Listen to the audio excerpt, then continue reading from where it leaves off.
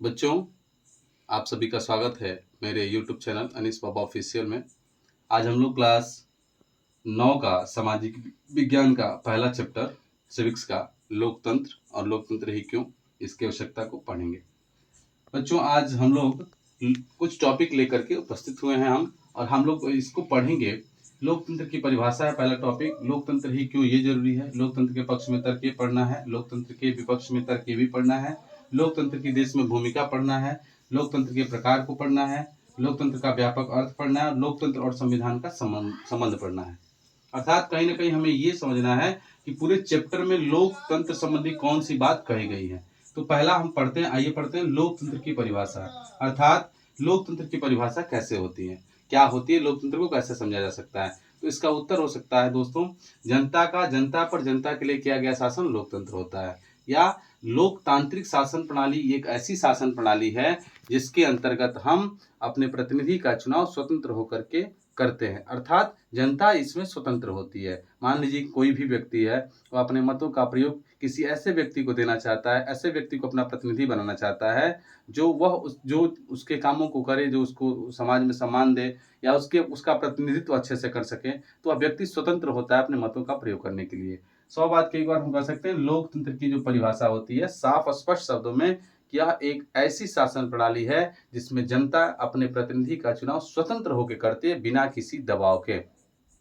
मैंने ड्रॉ भी किया है। जनता का जनता पर जनता के लिए किया गया, 3 बार जनता का जनता पर जनता के लिए किया गया शासन लोकतंत्र होता है। अर्थात इसमें जनता प्रधान होती है। आशा करता हूं आप पहले जो टॉपिक है उसको समझ गए होंगे। दूसरा टॉपिक है लोकतंत्र ही क्यों। अर्थात लोकतंत्र की जरूरत क्यों है, किसी भी देश में लोकतंत्र की जरूरत क्यों है। तो सबसे टॉपिक जो मेन इंपॉर्टेंट टॉपिक है लोकतंत्र ही क्यों, उसके आगे मैंने छोटा सा लिखा है मताधिकार एवं समानता के लिए। अर्थात लोकतंत्र ही हमारे मतों से हमको अवगत कराता है। जो कॉन्स्टिट्यूशनल राइट्स हैं उसमें जो है लोकतांत्रिक जो अधिकार हैं या लोकतांत्रिक जो बातें रखी गई हैं उसको ये परिचय कराता है। लोकतंत्र इसलिए जरूरी है क्योंकि लोकतांत्रिक शासन प्रणाली में जनता जो है अपने मताधिकार का प्रयोग करती है। जनता जो है अपने मत का प्रयोग करके स्वतंत्र रूप से निष्पक्ष चुनाव, एक तरह से निष्पक्ष चुनाव करा करके अपने प्रतिनिधि का निर्माण करती है। और वह जो है प्रतिनिधि जनता पर शासन करता है, जनता पर शासन न करके जनता का सेवक होता है। आगे दिया है समानता के लिए।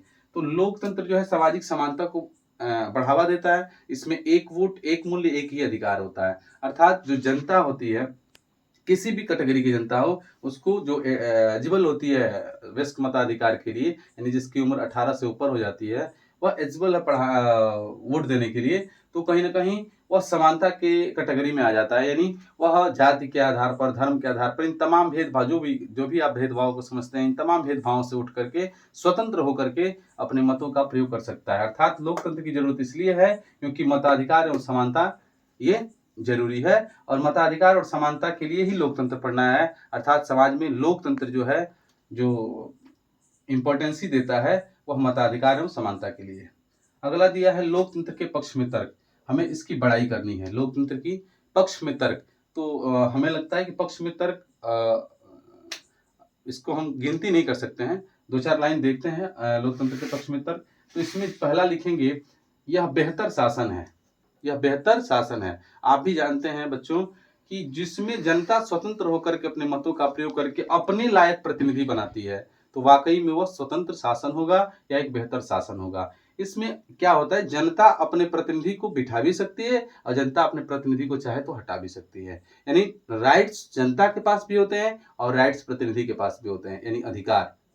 यदि जनता जो है अपने शासक से संतुष्ट होती है तो जनता द्वारा लिया गया निर्णय जो है, अगर उसके विपक्ष में हो तो प्रतिनिधि को हटाया जा सकता है। हम कह सकते हैं कि यह एक बेहतर शासन प्रणाली है। इसमें जनता स्वतंत्र रह करके स्वतंत्र मतों का प्रयोग करके स्वतंत्र प्रतिनिधि का निर्माण करती है।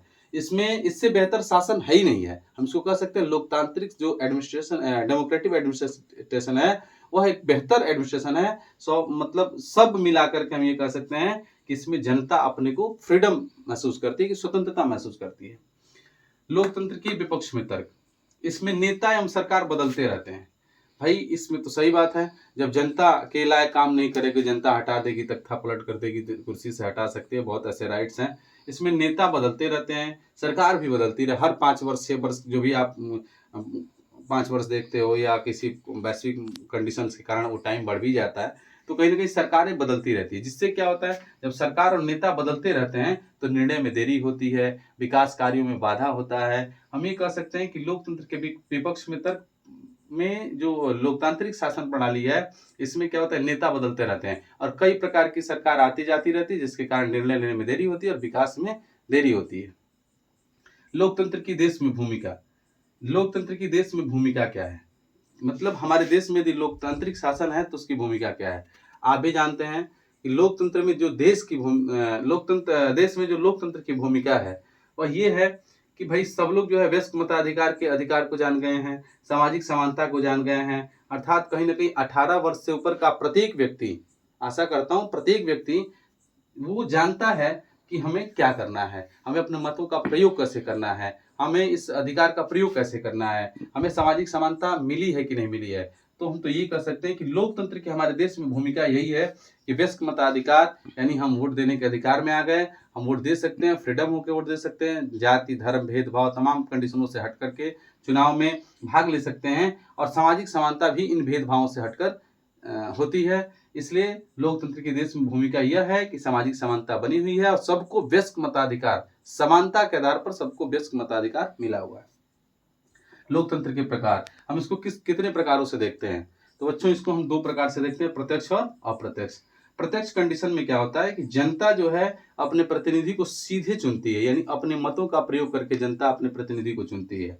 अर्थात मान लो कोई व्यक्ति है और उसे गांव के प्रधान को बनाना है, तो वह व्यक्ति अपने मतों का यानी वोट देगा और देने के बाद जो प्रधान बनेगा प्रत्यक्ष लोकतंत्र का होगा। अर्थात कह सकते हैं कि जिसमें जनता अपने मतों का प्रयोग सीधे अपने प्रतिनिधि के लिए करती है, वह जो है क्या है, प्रत्यक्ष लोकतंत्र है।